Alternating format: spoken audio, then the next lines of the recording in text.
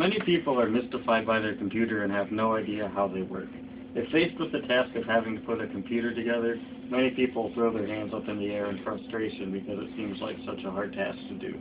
Luckily, putting a computer together is a fairly straightforward process, and it doesn't require that much technical knowledge. Putting a computer together can be a fun experience that's fairly easy to do, even if you don't know that much about computers. The computer I have over here, it's mostly taken apart so that you can see how it'll be put back together. Most computers, like desktop computers, will look very similar to this one. So what you're doing will be very similar. I have it upside down right now though, so I can reach everything. I've already screwed in the motherboard to this computer, which you can see here. I put it into place because there's a lot of screws that you have to put in, so it would take a while to do. It's pretty straightforward to put that in though. You just line up the screw holes between the motherboard and the case and screw them in. And you want to make sure the ports on the back here are lined up correctly so you can plug everything in later, because that's where these ports go to, is on the motherboard. The CPU is on the motherboard. That's what people usually refer to as the brains of the computer. You can see that right here. Everything that hooks up to your computer connects to this motherboard, like the mouse, keyboard, just everything. It basically controls all the communications between everything in your computer. So that's already in place. What we'll put in next would be the memory or the RAM. These are pretty straightforward to put in as well. You'll see slots for them to go into with plastic pieces that are kind of sticking out.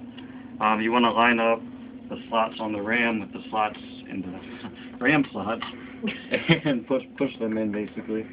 So you just line them up and push it on each side. It can be hard to do, but you'll hear them click in when they do, and you can see that they're holding it in there. Do the same thing if you have more than one stick. Some computers will have up to 4 of those slots, if not more, so you might have to do that a couple of times. What the RAM does, that basically controls how much information your computer can work with at once, so it has a huge effect on how fast your computer is. If you don't have that much RAM, your computer is going to have a hard time doing more than one thing at once, and it's also going to have a hard time anytime it has to process a lot of information. Here on this upside down computer, you can see the CD-ROM drives. They slide in right here. It's not too hard to do these either. There's a case back here that holds them in, and you just line it up, slide it in.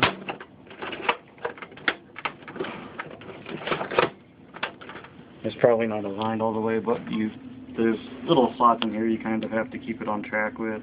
You push that in all the way, and then I put this one in earlier. Once it's pushed back all the way, you just screw in the screws here to hold it into place. This computer actually has a floppy drive in it too, because it's kind of old. They slide in the same way as the CD-ROM drives.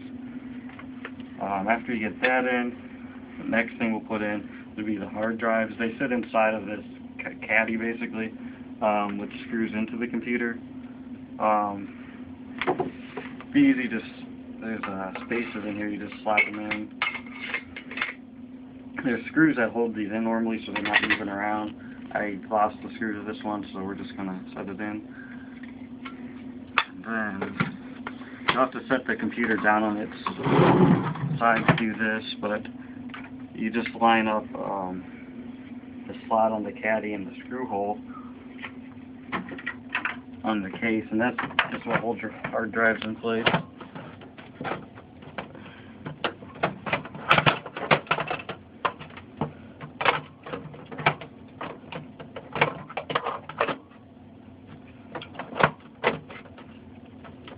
That's lined up, and then normally you would screw that in, hold it in if you're going to use the computer.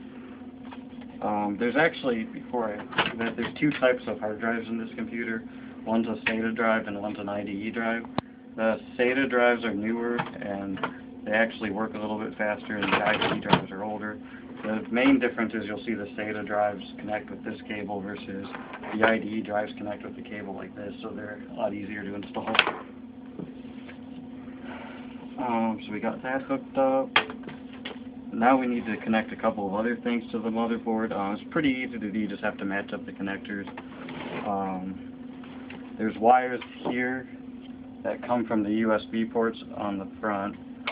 What they'll do, you just find basically where they connect on the motherboard in here, which I believe is back here. And then there's also wires for the power button on the front of the case, which that's what this is. That connects up here with these other connectors.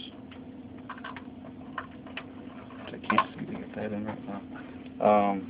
There's also on the motherboard a fan here. That's what keeps your computer from overheating. Underneath it you can see the metal heat sink that just disperses the heat. The fan just plugs in. There should be something right next to the fan where it'll connect to. And also we got this other ribbon cable here. This just connects between the primary and secondary drives for the CD-ROM drives, and you connect this end to the motherboard. That's this one actually that I showed you for the hard drive is for the floppy drive.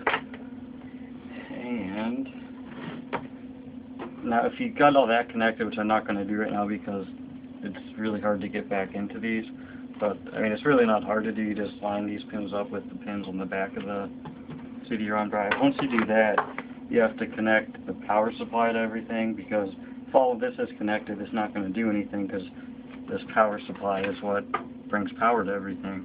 I already screwed this in because it takes a minute to screw in. There's screw holes on the back of the case. You just line them up with the power supply and screw it in, and then you got to connect all of these to the stuff, and that looks more difficult than it is. But first thing you'd want to do is connect this one. Usually it's the biggest one on here. This goes straight onto the motherboard.